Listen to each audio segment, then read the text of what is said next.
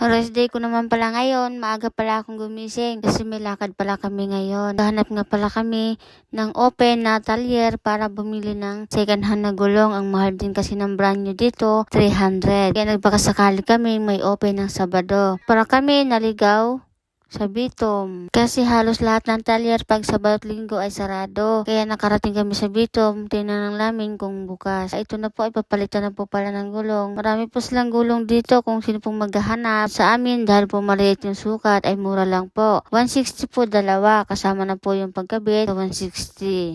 Slotty po. Dito po pala yung talyer malapit sa may Lidl, sa may Bitom. Malaking Lidl po. Iri po ang pangalan ng talyer. I-search na lang po. May nakasabay pala kami ditong police. Nagpapayos din siya. Sabi mura lang daw pang service dito. Buti yung police ay marunong mag-English. Kasi yung dito sa talyer ay hindi po marunong mag-English. Yung nagagawa. Ito pala siya.